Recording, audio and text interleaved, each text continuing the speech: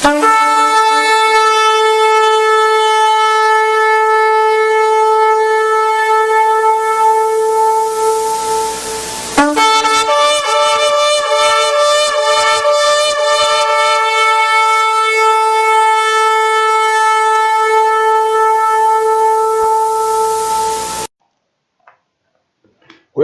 en welkom by Op die Radar. Ek is Pieter de Klaar. Ons is besig met die reeks op Daniel. Nou, dat is 'n baie interessante reeks vir my en ek sê baie dankie vir julle, vir die wat saam met my luister en saam met my deur hierdie pad stap. Nou, ons het verlede week gepraat oor die derde dier wat Daniel uit die seesien opkom het. In die vorige week het ons die vorige twee bespreek. En dit was vir my 'n besonderse voorreg om hierdie dinge met julle te kon deel. Nou wat ek sien en wat ek oplet, is dat soos verlede week het ek baie gepraat oor Alexander die Grote en natuurlik die luiperd met die 4 vlerke. En terwyl ek maar so met my studies besig is en kyk en seker maak dat my feite is reg, kom ek agter dat sekere tekste, wat vir my altyd maar net tekste was, nuwe betekenis kry. Omdat ek tyd insit en nie net oor het hardloop en net vinnig lees nie, maar omdat ek gaan kyk en dan kom al sekere woorde en tekste voor, wat vir my laat dink. En dan begin jy met 'n roete, en dit is 'n heerlike roete. Goed, tydjie raak jy de mekaar, myself, raak ek soms de mekaar. En dan weet ek, nou moet ek oppas.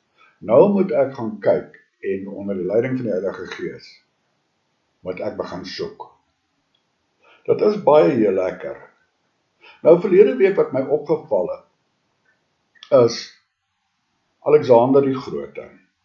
Ek het verstommende situasies en dinge daar gesien, profeseë wat geopenbaar is, hoe dit gekom het, en ek was later verstom gewees oor hoe God werk. Ja, ek het 'n breë begrip van alles, en want ek sê ek is al 30 jaar besig met hierdie dinge, maar tog maak God op sekere tye sekere dinge van elke mens oop. Jy kry nie alles op een slag en boem, en daar is alles in jou kop nie. Dit is 'n proses. En hierdie proses van Daniel gaan ek later toevoeg en byvoeg en aangaan. Ek is redelike kennis van Openbaring, want soos ek sê, is baie jare wat ek na dit kyk en bestudeer en kyk wat gebeur in die wêreld, en dan sien ek die dinge wat by mekaar uitkom. So, ek gaan maar net aan en ek delf in die woord, want daar is soveel skatte. En ek wens dat hierdie reeks ook 'n honger in julle wakker maak om te delf. Nou, ek het gegaan en begin kyk, en toe kom ek af met wat hulle noem herhalend. Een profesie wat gegee word. Kom ons vat die profesie van Daniel en Nebukadneser se beeld. Hy gee vir jou seker hoeveelheid inligting. Nie baie nie, hy gee maar genoeg om vir jou te laat verstaan waaroor dit gaan. Maar dan kom maar weer 'n ander profesie. Dis nou die visies van Daniel. Wat hierdie profesie of hierdie visie van Nebukadneser meer toelig, meer inligting gee. Nou kry jy 'n bietjie meer inligting. Dan kom jy by ander profete wat weer kommentaar lewer op Daniel se profesie of se visie. En dit gee weer vir jou meer inligting. Dan kom jy by Openbaring. En Openbaring gee weer eens vir jou 'n meer inligting oor wat die ander gegee het. En so met die eeue het God meer en meer van sy plan aan die mens bekend gemaak. Nou hierdie situasie word noem 'n mens herhalend. En die woord wat dit beskryf, al hierdie dinge word genoem rekapitulasie. Nou, so byvoorbeeld herhaal die visie. van die 4 dier Daniel, die inligting oor die 4 wêreldryke. Nou weer, die beeld van Nebukadneser. Maar wat opvallend is, Nebukadneser en Daniel, dat Daniel se visie het 62 jaar gekom na Nebukadneser. Nee, sal jy vind dat albei hierdie visies begin by Babylon en eindig by die wederkoms van Jesus. Maar daar is een verskil wat ek nou net genoem het. Addisionele inligting kom telkens by. Jy kry meer en jy kry meer. Nou hier wil ek maar net sê, dit is my amper asof hierdie ook vir ons wys dat jy moet groei. Jy moet nie net op melkkos bly nie, jy moet op vaste kos kom. Want die eerste beeld was amper melkkos. Maar dan begin dit oorgaan na vaste kos toe. Nou begin jy meer inligting kry. En dis in ons eie geestelike lewe moet dit ook so wees. Ons moenie op die kerkbanke sit en gevoer word nie. Op 'n sonnagoggend daar gaan sit of sonnaand en die dominee of pastoor wat ook al preek en dan is ons lekker, dan staan ons op, ons gaan huis toe en dit tot volgende Sondag. Hierdie ding sê vir my dat elke profesie wat samenhang tussen die vorige ene gee meer inligting en soos jy en ek meer groei, volwassenheid bereik in die gees, meer vaste kos eet, so gee God ook meer aan ons. Meer inligting. Net soos ons nie vir 'n baba al die inligting kan gee wat ons as groot mense het nie. Ons moet kyk op watter stadium van daardie kind se ontwikkeling is hulle. En dan kan ons die inligting gee wat pas by daardie kind en daardie kind se ouderdom. En so is hierdie dinge wat gebeur met die herhalend.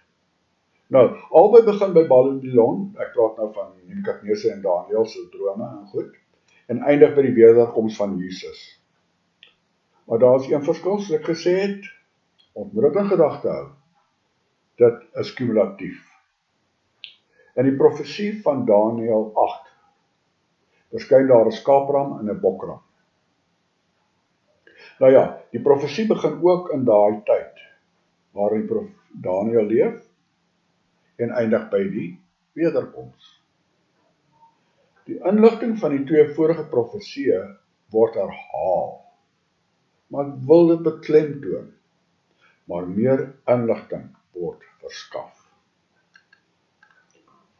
Nou, die beginsel van rekapitulasie kom voor ook in Openbaring, soos nie net in Daniel of in die Ou Testament nie, mense, dit in Openbaring ook, die visie en die visioen van Jesus tussen die 7 kandelare, wat in elk geval die 7 gemeentes van Klein-Asië is, begin by die tyd waarin Johannes leef, en eindig ook by die wederkoms van Jesus Christus.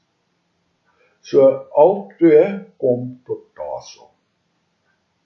Nou, ek gaan maar net aan, dit kom uit Openbaring uit, hoor, die visioen van die 7 seels, begin by die wit perd, en ook die Reinkerk en die kerk van die apostels. Nou, waar dink julle gaan hierdie profesie eindig? Waar dink julle? Met die wederkoms van Jesus. Alles gaan hierso om die wederkoms van Jesus. Nou, kyk ons maar net ook so van die profesie van Openbaring. So van hoofstuk 12 tot 17. Kom, sal ons sien, dat dieselfde patroon word gevolg. Daniel en Openbaring het een doel. Dit bring die goeie nuus, dat Jesus binnekort gaan kom. En dit is die goeie nuus. Jesus gaan kom. Nou wil ek vir julle net dit so stel. Wanneer Jesus kom, waar gaan ek en jy wees? Wat gaan ek en jy doen? Want julle weet, wanneer Jesus kom, dan kom hy om te regeer as koning op aarde. Hy sit sy voet op die Olijfberg neer. Hy verslaan die magte van die anti-kris. Maar ons situasie vandag met ek en jy, is ons lewe nog nie in daardie tyd nie. Ons weet wat gaan gebeur, en God waarsku ons wat gaan gebeur. Maar op hierdie stadium lewe ons, nou wat hulle noem die genade dispensasie. Maar daar kom 'n situasie waar die genade dispensasie tot 'n einde kom. En dan kom die 40ste week van die 39 jaarweke van Daniël, waarna ek in afval eers oor 'n rukkie gaan gesels en praat, en duidelik maak. So aanvaar maar net wanneer ek nou sê, asseblief, ons sal later die getuies daarvoor gee. Dus ons 39 van die 40 is klaar. Ons het nie meer dit nie.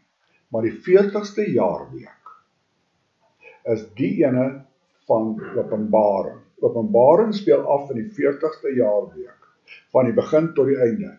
In die 40ste jaarweek, die groot verdrukking, die tyd van Jakob se verskrikking, of benoudheid. Nou, ek en jy het 'n keuse. Sou ons oorbly in die lewe, en die genade dispensasie kom tot op 'n einde. Met ander woorde, met die wegraping. Dis aan die begin van die 7 jaar. Nie in die middel nie. Ek het dit ook behandel in die wederkomsreeks. So, dit begin dan aan die begin van die 7 jaar. Nou, as jy nie saam met Jesus, en onthou ek sê as jy in die lewe is, en jy gaan nie saam nie, en ek gaan nie saam nie, dan gaan ons deur die groot verdrukking gaan. Daar gaan nie vir ons 'n ander uitkoms wees nie. So wil jy deur dit gaan? Of wil jy nie? Dis die vraag. Om nie deur dit te gaan nie, moet ons sorg dat ons saak met God reg is. Sodat wanneer Jesus kom, dat ons kan gaan saam met hom. Want ek kan vir julle verduidelik en net dit sê. Die groot verdrukking en natuurlik die anti-kris gaan Hitler soos 'n sondagskoolonderwyser laat lyk. Dit gaan iets verskrikliks wees. So, my wens is dat almal van julle wat vanaand hierso luister, saam met my die Here tegemoet sal gaan in die lig, dat ons sake reg is. En dit is hoekom ek hierdie reekse aanbied, sodat ons weet waarheen ons gaan, hoekom ons gaan en wat gaan gebeur. Maar kom ons gaan kyk net 'n bietjie na die herhaling van die visioen van Daniël. Nou, Daniël sien in een nag 'n visioen van wat 'n leeu verskyn. Nou, ek gaan net 'n bietjie saamvat. Kan julle nog onthou in my vorige uitsendings wat die wind en die water in hierdie profesie beteken? Ek kan nie onthou of dit nou 2 weke of 3 weke gelede was nie, ek kan nie onthou nie. Maar ek het dit behandel, wat is die wind en wat is die water, wat Daniël sien waar die 4 diere uitkom in die oseaan, of uit die see uit. Natuurlik, wind staan vir oorlog, en water vir mense. Nou ja, en Babylon? Wat stel Babylon voor? Die leeu. Die leeu in Babylon word vereenselwig. Onthou julle? Die beer met 3 ribbes in sy bek was hoër aan die een kant. Hy het die Mede-Persiese ryk voorgestel. Dis die beer. Nou wie is dit? Kores. Kores was die hoof van die Mede-Persiese ryk, en natuurlik saam met hom was Asiërs. Ek gee net vir julle vinnig net 'n agtergrond. Nou, verlede week het ek gesels oor 'n luiperd met 4 koppe en 4 vlerke wat toe verskyn het. Dis nou na hierdie ander 2.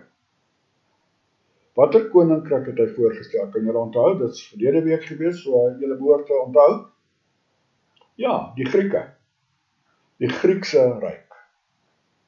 So was die eerste 3 diere met die eerste 3 metale van die beeld ooreengestem.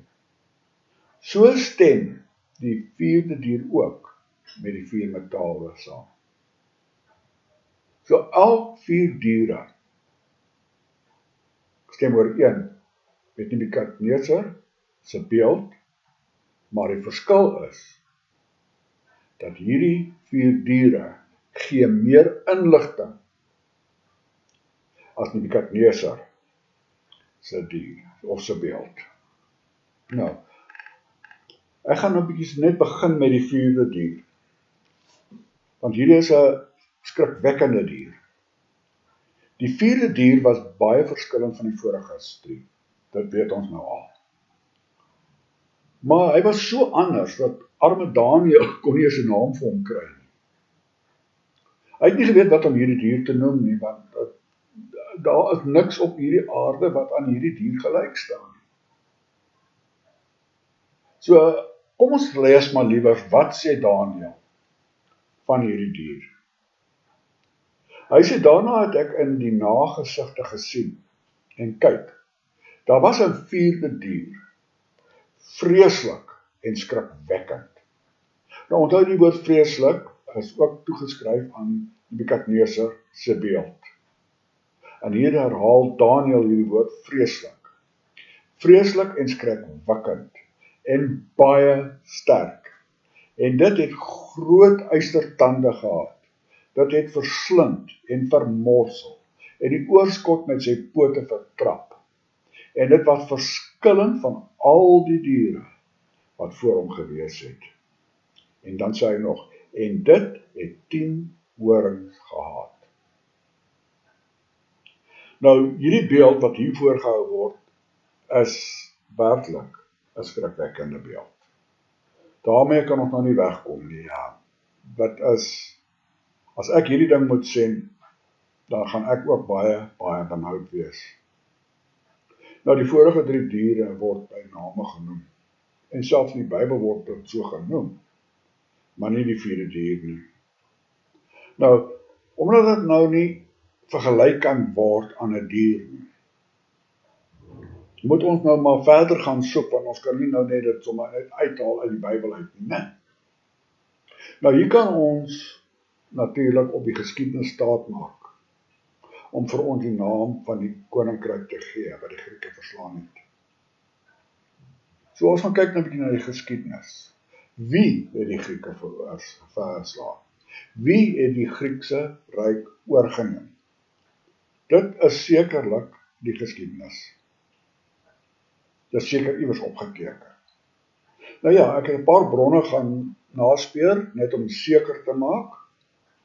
En al die bronne, nie een verskil nie, al die bronne is daarmee eens, dat hierdie ryk wat die Grieke verslaan het, Rome was.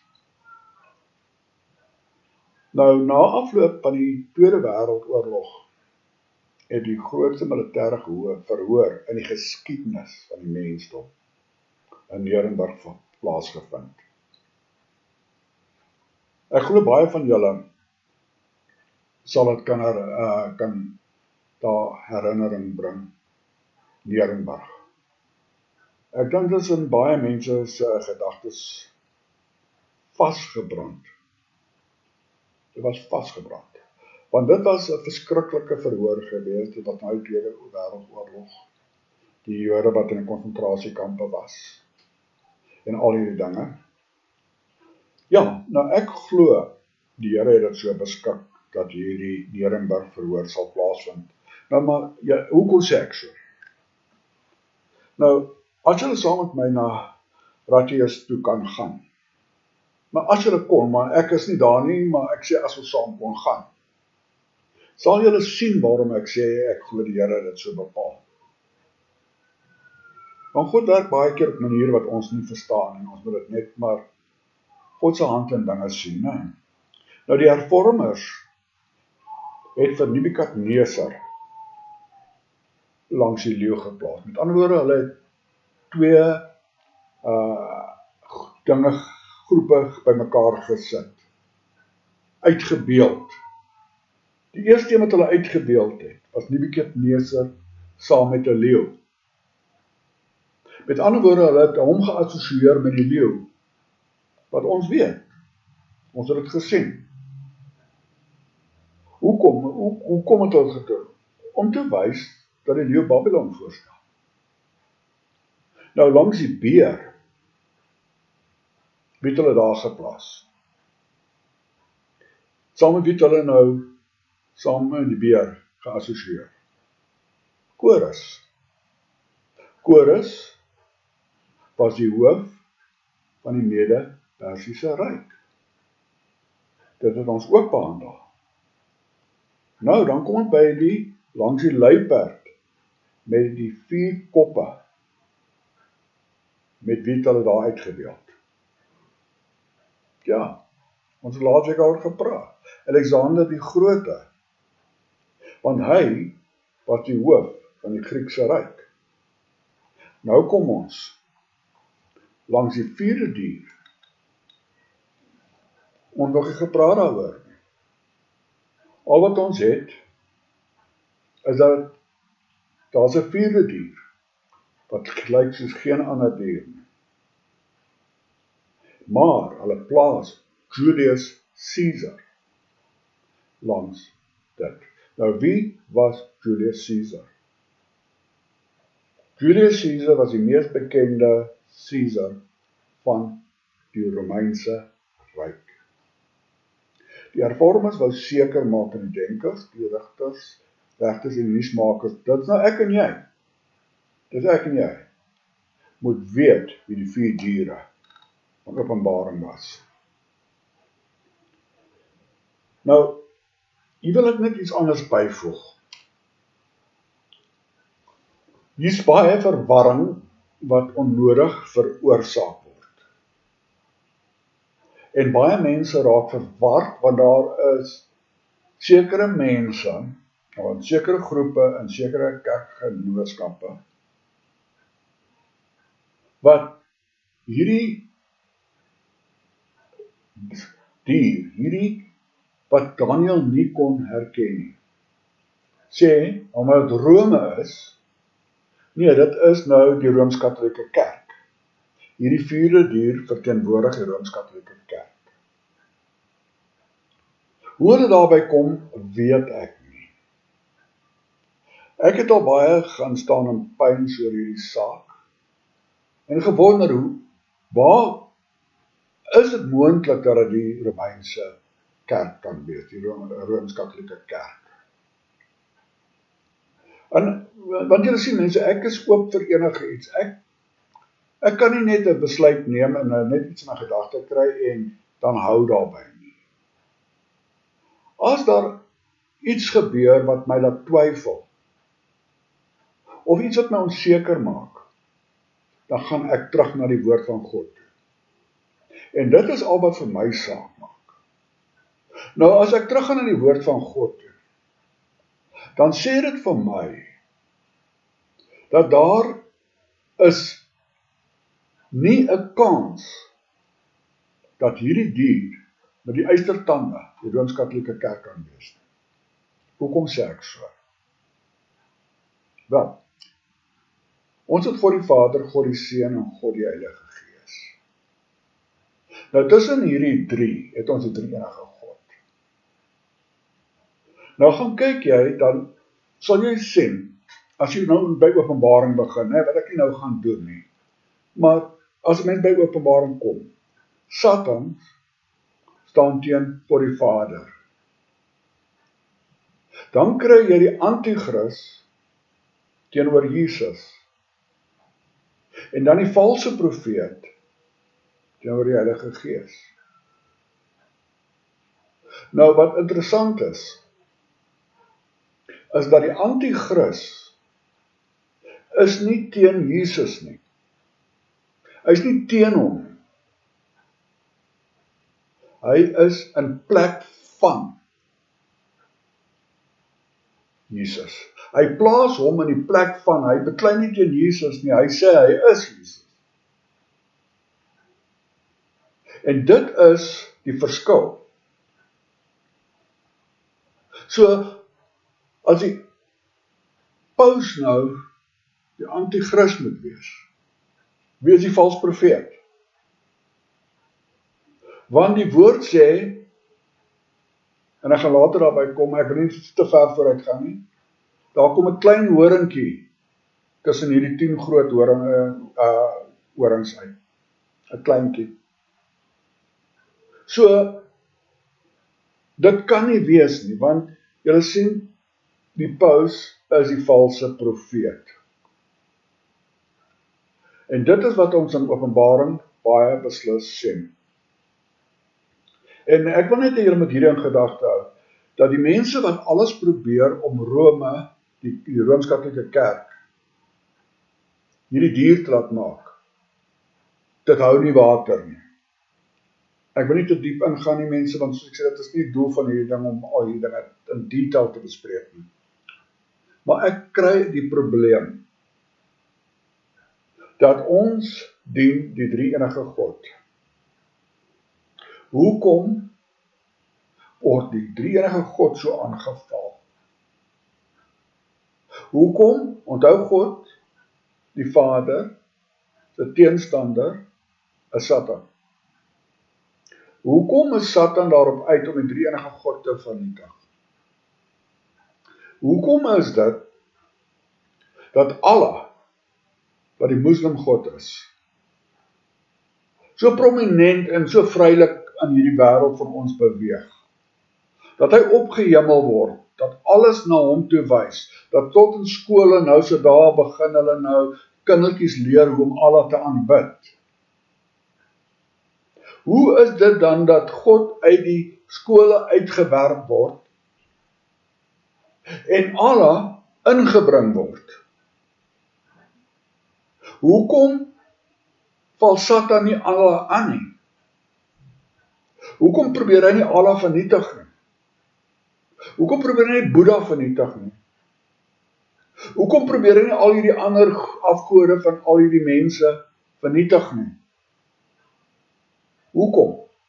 Hoekom net God, ons drie-enige God? En dan wat hartseer is, en ek bly terugkom, en ek het verlede week hieroor gepraat, toe Tyrus God se mense uitgelag het, en gesê het, ha. En daai ha staan in die woord, ek het verlede week gewys vir julle.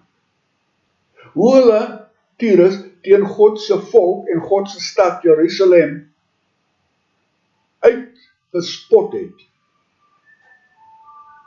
Nou, julle moet onthou een ding, en dit is nog 'n ding waar ons baie rondval mee. God is 'n God van liefde, maar hy is ook 'n God van woede en 'n God van wraak. Of ons dit nou wil erken of nie, die Bybel sê, God is 'n God van wraak. En met Tyrus het hy dit weer eens bewys. As jy opstaan teen die Jood en teen sy volk en teen Israel, gaan God jou nie laat dit doen nie.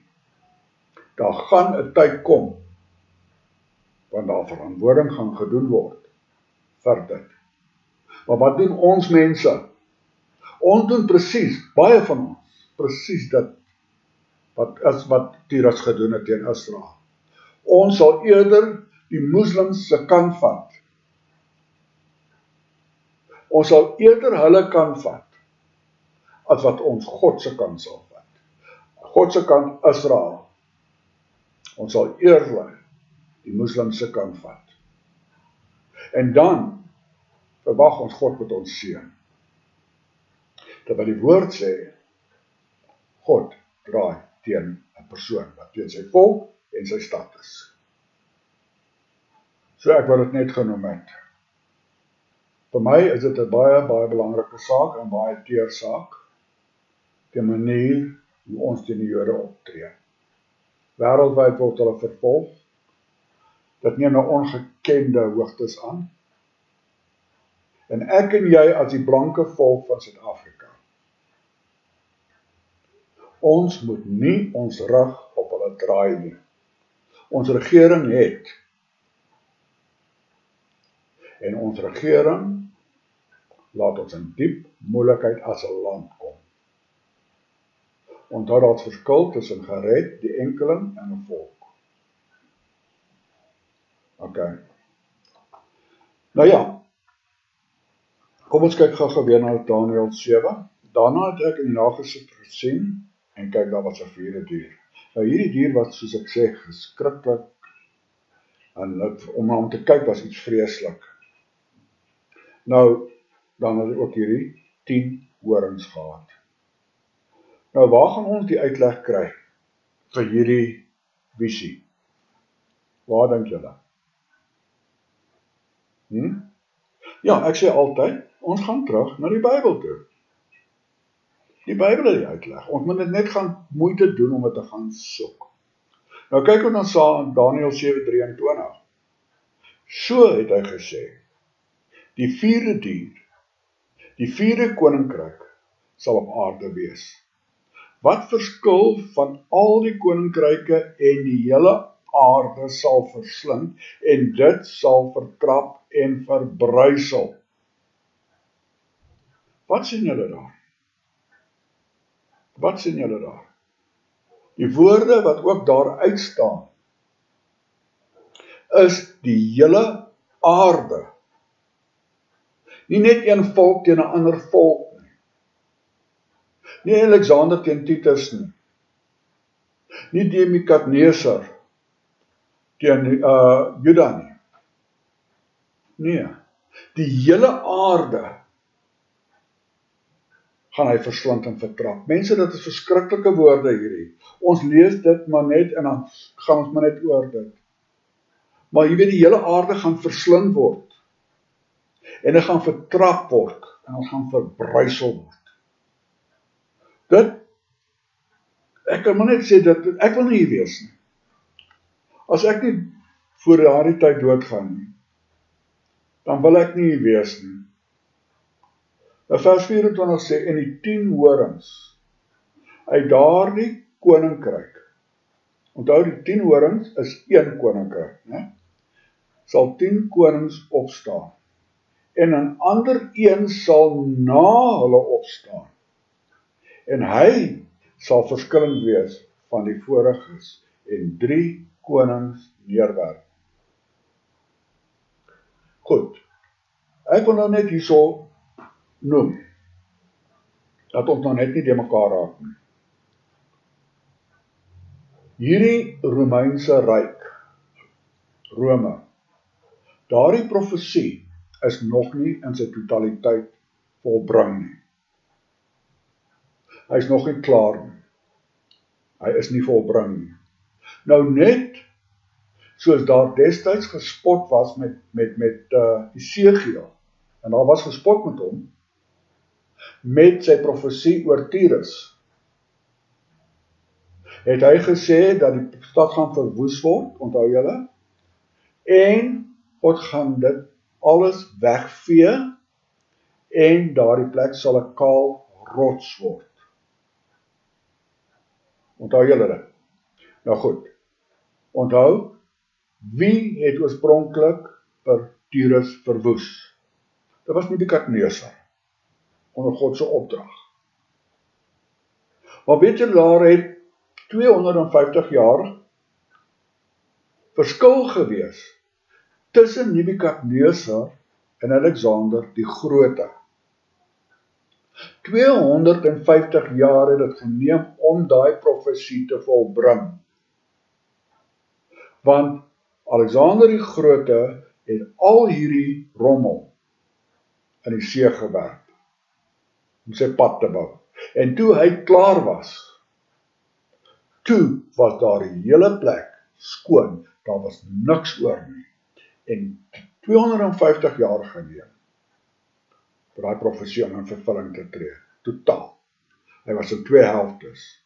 Net so wil ons as mens vandag alles hê.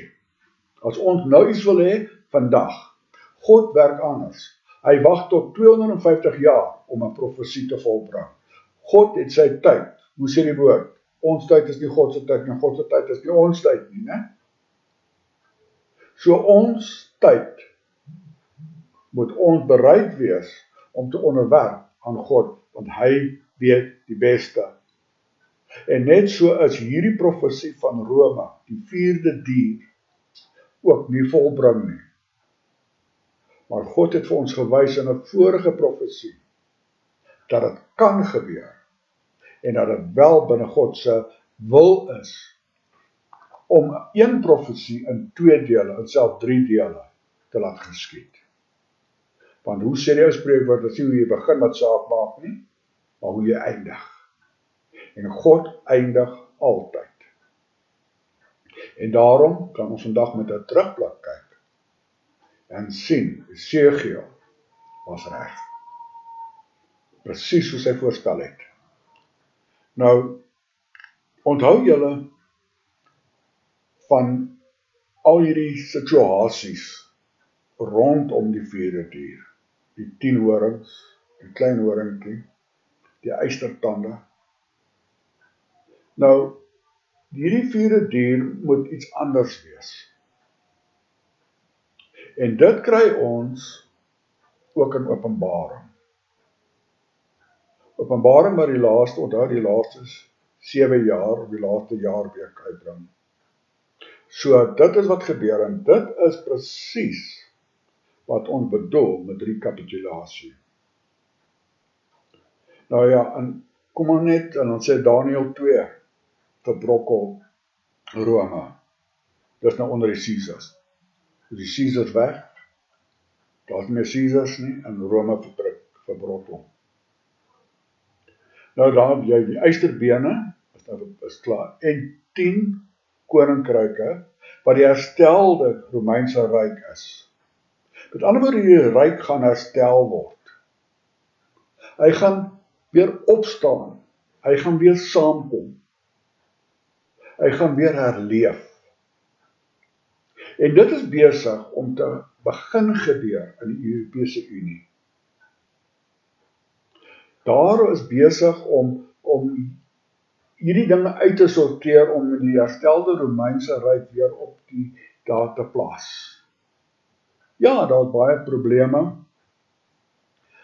Dit is 'n proses wat aan die gang is. Engeland wil nou juis uittrek onder Brexit.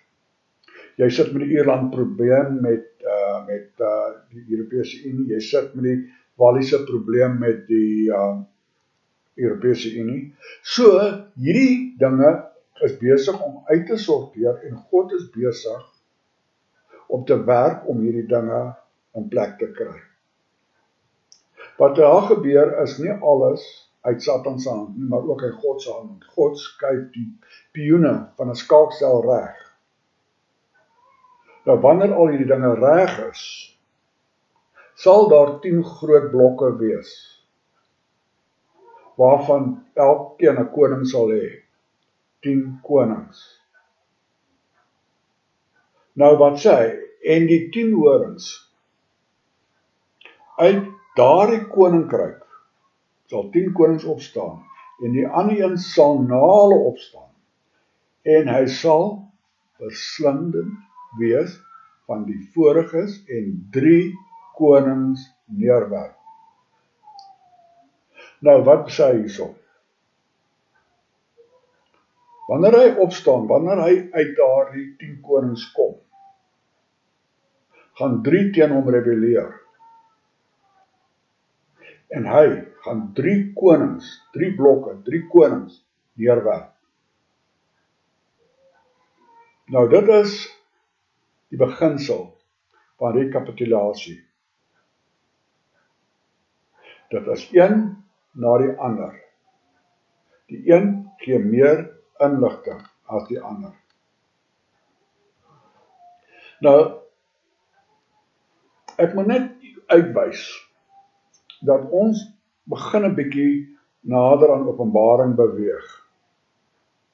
Nou, ek wil nie met Openbaring nou de mekaar raak nie. Want Openbaring is 'n boek op sy eie, dit is hy gee verskriklik baie meer inligting van die vierde dier. Want Openbaring handel basies oor die vierde dier. sowel as wat in die laaste jaar week gaan gebeur, die laaste 7 jaar. Daniel, basies aan die handel van Babylon, tot met die wederkoms van Christus. Openbaring basies begin by die wederkoms van Jesus Christus, eintlik voor dit met die wegraping, en dan gaan dit deur tot op die einde. Met ander woorde, dit oorvleuel 'n bietjie, maar ons gee verskillende oplossings en uitlegte. Selfs so dat Daniel het inligting gekry, nadat hy dit neergeskryf het, het aan hom gesê, eet hierdie boek, en het het bitter geword in sy mond. Wat Daniel daar gesien het, glo ek, as 'n vooruitskouing van Openbaring. Maar die wêreld was nog nie reg nie. Die wêreld was nie gereed om Openbaring te aanvaar nie. Daar was nog baie inligting wat moes kom. En daardie inligting is gedurig besig om na ons toe te kom. Nou natuurlik is die vraag, wanneer moet hierdie klein horingkie kom? Die klein horingkie kan nie op die oorspronklike Romeinse ryk kom nie, want Daniel of niemand het dit daar voorspel nie. Na die koninkryk van die vierde Dier, die eerste gedeelte, binne die eerste gedeelte was daar niks. Dan kom Daniel met die tweede gedeelte, en daar sê hy, dat hy hierdie horingkie gesien. Nou, die Romeinse ryk het in 476 na Christus geval. Dit is so die eerste deel klaar is. Maar van daar tot vandag was daar nog nie herstelde ryk gewees. Nou, Daniel sê dat in hierdie tydperk sal daar 10 konings wees. Nou, daar was geen 10 konings in die ou Romeinse ryk gewees nie. Daar was nie. Dit was Caesars gewees en hy was een koning. Want Caesar was ook 'n aannaam van God, hulle het homself afgestel as God oor die mens. En Caesar beteken ook God. So, hierdie 10 horings wys vir ons dat dit is nie deel van die ou Romeinse ryk nie. So dit moet dus deel wees van die herstelde Romeinse ryk. En dit is die tyd waarin ons nou lewe. Ons lewe in hierdie profetiese tyd wat hier voorspel word. Hierdie dinge gaan binnekort gebeur. Wanneer, weet ek nie. Niemand weet nie. Wat ek wel weet, is dat hierdie dier staan gereed om uit die see uit op te kom. Hy is nog nie uit die see uit nie. Maar hy staan gereed om uit die see te kom. En dit is wat so interessant is van hierdie hele situasie. Ons weet wat gaan gebeur, want ons het hierdie vooruitgeskryf gehad. En dit is so eenvoudig as wat dit is. God het ons hierdie visies gegee. Hy gee vir ons die inligting, maar ons moet gaan soek daarvoor. Die volgende wat ek op die kalender verwag, is, ek verwag nie hierdie vierde dier nou nie. Dit is my eie persoonlike opinie. Want daar is nog een profesie wat ook in vervulling moet kom. En ek het daaroor gepraat, en dit is natuurlik die Psalm 83 oorlog. Dit moet nog gebeur. Nou, wanneer gaan dit gebeur? Ek weet nie. Wat ek wel weet, is of daar 'n skielike beweging in die Midde-Ooste besig is om plaas te vind, waar die alles begin regskuif. As jy kyk na wat gebeur tussen Trump en Iran, as jy kyk na al die dramas wat daar plaasvind, dan is dit so al asof God nou besig is om deur hierdie mense sy posisie te bepaal op die skaakbord. Vir die 83 oordeel, ten minste oorlog. Ek verwag dat dit nie baie jare gaan wees voor dit gebeur nie.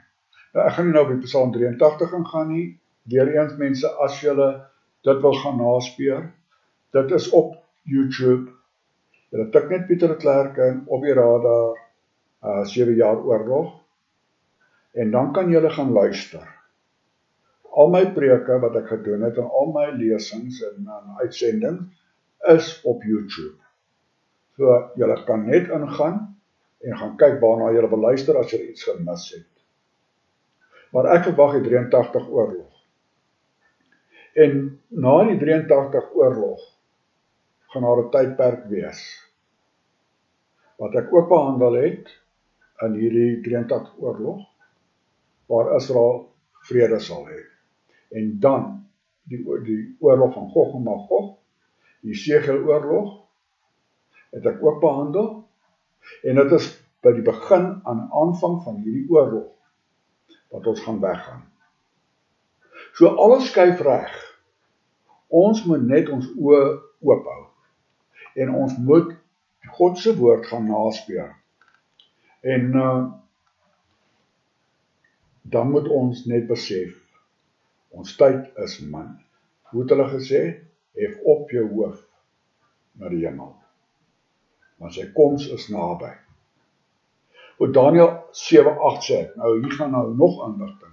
Terwyl ek op die horings afgee, kom daar aan 'n klein horingkie op, en dan sê hy, in hierdie horing was oë soos 'n mens, oë en 'n mond wat groot dinge spreek.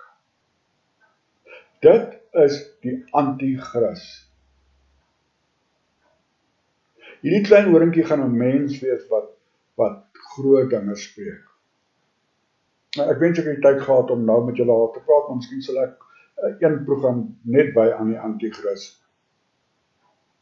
Nou, ek het genoem, onthou die anti-kris is nie teen Christus nie.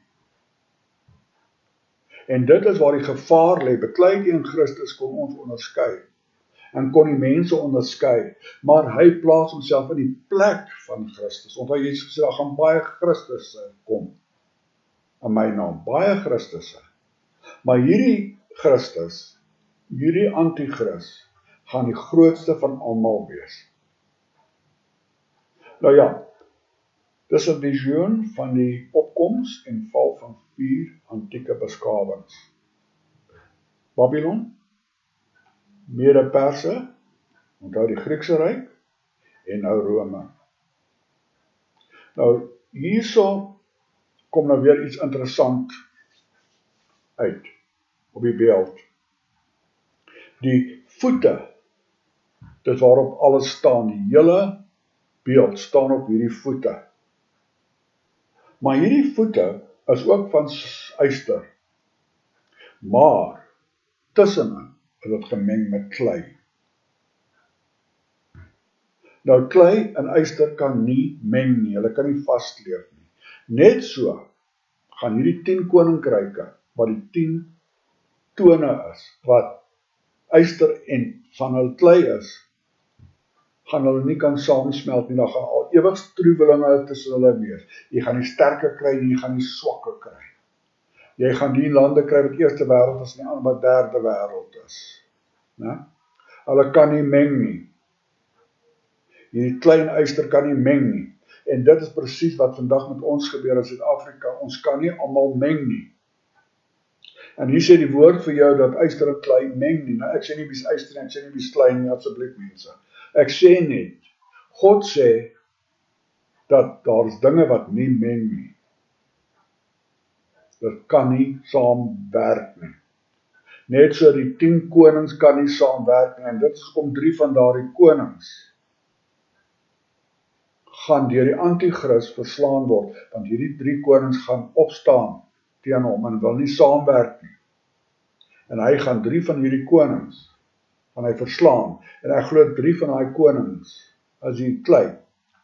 Nou hoeveel kleitone daar is en hoeveel ystertone is, weet ek nie. So, nou hierdie hele situasie het nou ontstaan dat ons is nou op die stadium van die yster en kleitone. En soos dit aangaan, probeer hulle nou om die Romeinse Ryk te herstel. En dis waar die Europese Unie inkom, en dis waar Brexit inkom, en al hierdie dinge. Party lande gaan uit, ander kom in. As jy vat Griekeland in die plekke vandag, is amper 'n kleiland, want hy's bankrot. Hy's nie 'n sterk land nie. Duitsland weer is 'n sterk land. Maar ja, nou gaan hierdie mense, en hulle wil nou natuurlik die Romeinse Ryk herstel, om wêreldheersers te wees. Maar hulle gaan die hele wêreld betrokke kry, deur 10 konings. Die hele wêreld, deur 10 konings. So ons leef in daardie tyd waar hierdie Romeinse Ryk nou voortgaan, waar hulle besig is om nou weer te herleef. Ons lewe in interessante tye, skrikwekkende tye, maar interessante tye. Nou, hierdie gaan natuurlik nou voortbestaan tot met die wederkom van Jesus Christus. Nou sê die profetiese woord vir ons, dat daar gaan 'n klippie uit die berg uit losraak. En hy gaan hierdie beeld op sy voete slaan, en dit verbrokkel. En hy gaan hierdie hele beeld fyn kap. En hierdie klippie gaan die hele wêreld vol word. Dit is groot woorde. Nou hierso sê hy, maar in die dae van die konings, dit is nou hierdie konings van die herstelde Romeinse Ryk, sal die God van die hemel 'n koninkryk verwek, wat in ewigheid nie vernietig sal word nie. En die heerskappy daarvan sal aan geen ander volk oorgedra word nie. Dit sal al daardie koninkryke verbrysel en daar 'n einde aan maak, maar self sal dit nooit, maar nooit